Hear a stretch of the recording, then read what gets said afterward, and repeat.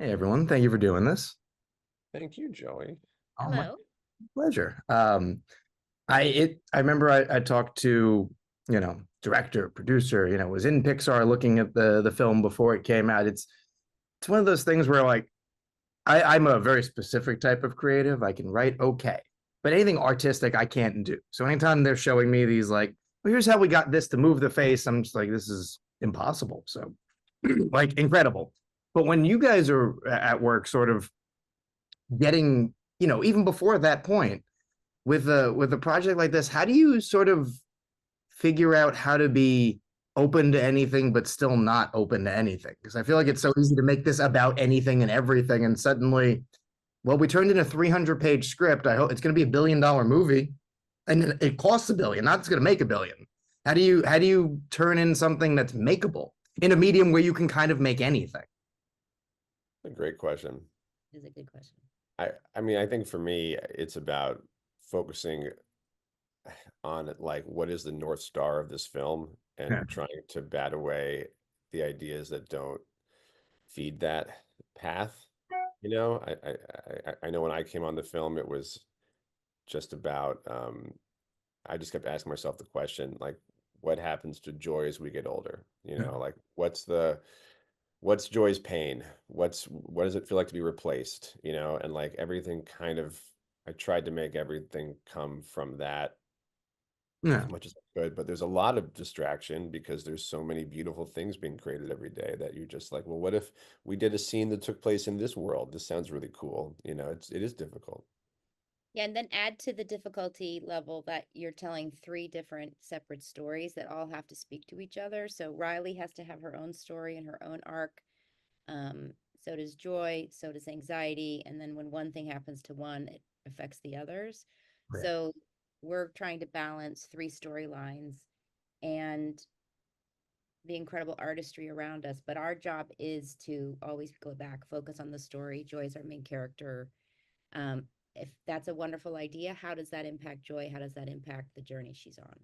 Oh yeah, because I'm sure you guys have the same thing the audience does, where like we meet different people or characters, and you're just like, wait a minute, oh they're gone, but that's cool. But I wanted more. It's a good thing. It means it worked. But I'm sure in the writing process, like, oh, I could spend another 20 minutes on this character, and all of a sudden you're like, well, the movie has gone off the rails, and it's such sort of a miracle that both of these films, but especially this one, stays on track. Where they're, also by virtue of the age of Riley, like things go off track, your mind is in a million places. Like to be able to sort of hit that while not narratively doing that was very impressive because you don't get less scatterbrained as you get older. I Well, mean, that's that's the why nicest thing I've heard because I know, right? That it's on sequels track. Yeah. are harder. People Yeah. think sequels are easier, and you have to subscribe to the same rules that were created to feed a different story, and A suddenly bad you have sequel's to. easier, is what it is. What's that? A bad sequel's easier. A bad sequel is really easy. I mean, I'm sure we wrote many of those along the way. The difficulty is, how do you take what Meg's saying, which is you've got this, three-dimensional chess, where every story has different rules in the world that they're in, and how do you make them align? But then how do you also like still keep the same rules from the first movie without, and also advancing the themes and the world and just mature it enough so it kind of feels like the movie's growing as Riley's growing. It's a tricky nut to crack for sure. Well, for sure, that's why you rewrite. I mean, not just our movie, but any movie you're rewriting because you try things that do go off the rails, but you had to go off the rails in order to figure something out about what track you do want to be on. We had a completely different antagonist at one point. So you do try things, you do try to move off with different tributaries, which is always valuable, but you've always got to come back because all of that story math we're talking about, even if you get it all right, it doesn't matter if you don't care and it's not emotional and this isn't about something deeper. So we're also using always that as our North Star, which is what is this about emotionally, which again goes back to joy. Oh, yeah. And having, deciding on what the new emotions are and obviously ending up discarding ones and it is something you guys said, maybe you do have to like, okay, I don't know if this is gonna work, but I really want them in there. Let's take it to the conclusion. Then you go, yeah, it doesn't work. Like but you need to get to that point, otherwise it's a fight. And it's like, but I want that there. And I think there's it's such an interesting thing to watch the film. And when I talk to Kelsey, when I talk to everyone to hear about, oh, we cycled through so many of these, and some of them pretty early on, like it's a funny idea, but like it's one funny idea, or this really really works, but it doesn't work with they don't work together. It's its own, like that conversation, and that like the ability to let that go or pursue it and then let it go is such a skill, I think, to be able to know like this is great for me, but it's not the movie I want to make. And it's more important that the movie is better than I go, yeah, I got whatever in, snuck this in. And I think the movie has such opportunities for that. And the fact that it doesn't is kind of beautiful in a way. I mean, I think when you get rid of a really good idea, there's also this feeling of like, well, the movie's got to be good if that's the ideas we're getting. Those are the ideas we're getting rid of, And I think you have to lean into that, or else it does feel depressing to sacrifice all the things you like.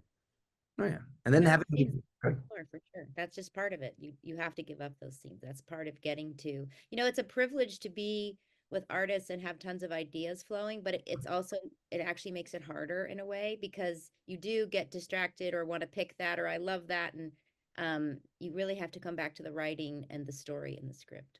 Oh yeah, I think it is also like an oddly healthy way of looking at it, to be like, oh no, this just means this is better, as opposed to like that was my one good idea, so like now I'm done. But and I think the idea that the movie can mature and can follow, Riley's older, so the movie needs to feel a little bit older, but still speak to like people who have are introduced to the character.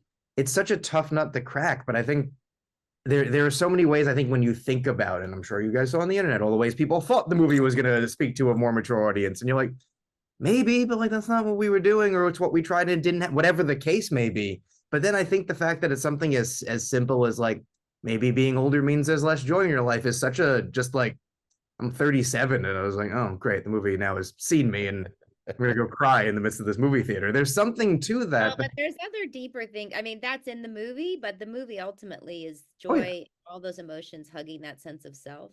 oh yeah, the And idea of loving yourself is yeah, and yeah, self-compassion, that joy does mature into self-compassion, and that you accept yourself in all forms. The movie began with Kelsey and Kelsey talking about perfectionism.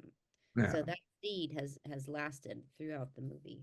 Yeah, and how does it, for sort of moving on to after it got made, as we sort of start to wrap up, but how does it feel once people see it? Because you spend so much time on it, everyone involved in it obviously wants it to succeed. Every time I've been at Pixar, it feels like a really interesting place to work. Like you don't feel like you're necessarily driven into the ground while you're making it, even though it feels really hard. But then you have to show it to people who don't really care if it succeeds. All of a sudden, it's like, did I like it? If I didn't like it, I don't care. I'll tell you that. And to see it kind of catch on and the themes be reflected, and them being different themes than last time, but still working, I imagine is incredibly satisfying. But that sort of in between, what does that feel like? Because now it's great. You don't have to think about it, but now you just hear about how great it was. But as you're waiting for it, how do you sort of make peace yourself with like, I've put something out into the world, it's up to other people now whether it's considered good or not? I mean, I personally leave the country, so I don't have to worry about it. I think one of the things that's special about this film is that, there are a lot of people who are going to see different movies when Oh, they yeah. watch Inside Out 2. My 7-year-old sees a different film than my mother, and I think the kind of beauty of these movies is you really can't control what the experience is, because everyone's going to have so many different experiences that will change every time they rewatch this movie as they get older. And there are not many films you can say that exist in different forms every 3 years for people, and that's what's special about this movie. For sure. And yeah, and for me, it goes to that in terms of put it out in the world, and you have to know, do you like it? Does it feel authentic to you? Does it feel authentic to what you were trying to put into the world emotionally, entertainment wise? Does it feel to me personally, because that's ultimately all you have control over, like this is the best version and I'm proud of it. And the rest of it, you just have to let it go. Yeah. I think though, because it was authentic to Dave and Kelsey and the whole team, I think that's part of the reason it's catching, because we're putting ourselves and our hearts out there. Yeah. And it has to, because the process is so granular. Like, when we were there and just seeing like, okay, we'll spend this long on a shot. We'll spend this long on a scene. We'll, you know, in a not negative way, but like challenge you on like, why is this scene here? How do you, and you have to sort of get up there and defend it. And I'm sure there are moments where like this sucks. I don't want to be doing this. But you have to remember everyone loves this. Everyone wants this to work. Where this is all going to make it better. And you know, it when people respond, I feel like all that stuff suddenly becomes what a fond memory it was to be like, yeah, we were stuck on which way Riley turns her head in this scene. Like it did not like why did we do that? But like whatever we did, someone watched that and went, that was something I did, or something, you know, these little moments end up being things that people tell you about where you're like, I would never have expected that's the moment that hit you, but that means every moment hit someone. And it is ultimately, it's like it's the best job in the world. So like on its worst day, how you're not like, this is still pretty better than everyone else's job. Like it's good to have that perspective. And when it works, it's always better. Look, working at Pixar is a dream that took me 10 years of interviewing for 3 different films to get to. And when you're there and you're walking around this incredible campus and you're seeing all the secret bars that are behind walls, and you're you know, like you're absorbing the magic of a building built by storytellers. You know, I think that you yeah, no, it's an incredible job that comes with, you know, I mean, the creative process is not all waking up and drinking milkshakes. I mean, it's a pretty it's a pretty arduous experience, but you know, the view from Everest is very good once you climb it. Yeah. And every artist at Pixar, which I love, and my experience is that every person in the building is giving everything they have, and they're really putting themselves out there, and they're taking vulnerable chances, be that how they draw, how they animate. And that's such an honor to be around that. And you're not alone in that. And when you're doing that in the script stage, because if we're brave enough in the script stage with Kelsey to do that, put ourselves out there and be vulnerable and be artists, then it ripples, right? And all those artists in a way create a space for them to now add in and give their own artistry. So it's such a privilege. Right. And it reflects in the work truly. But I think it is that thing of you have a lot of freedom, but you have the responsibility of freedom as opposed to, okay, I can only make this. Here's what we're doing. Okay, I know how to do that. I can, you know, whittle away on the salt mines. But the idea of, no, you can do anything, but it better be good. And then tell me why it's good and prove that it's good. And then here's how we knock it down. How does it get back up? And all that sounds exhausting. And like, never mind, I'll make the okay version. That sounds easier. But the idea that everyone there goes, no, we'll do the hard version. We'll make the creative choice that now is a real pain in the ass, but will be better for it, is, I think, oddly fueling. You see just as everyone there seems tired but happy, which I think is so, you know, hard to be happy when you're tired. And the fact that everyone looks fulfilled and like, yeah, it's a long day, but like I like what I'm doing. Down to like the editor going through the shots and showing us the like shot list, like it just looks like you should want to walk off a bridge when you see how many things are being put together. And okay, this is shot number 5. This is take number 8,012 to get it right. But the idea of like, no, that's what it takes, and that's what I want to be doing, I think is fueling for everyone, and it reflects in the work. Like there's such love on the screen. And it starts in the writing, honestly. Between Dave and I, I'm sure we wrote thousands and thousands and thousands of pages. That's not an exaggeration. I have my page count. It's up there. Yeah. Pixar is an iterative process. You're constantly being asked and challenged, is this the best story? Is this the best story? And you're, fail fast, go again. And it's an iterative process where the challenge and the bar really does bring it up into a level of artistry that, is slightly addictive and, very, very hard. But yes, it is. It's also a thrill because even as a creator or a writer, your own level rises because you're being challenged to meet something.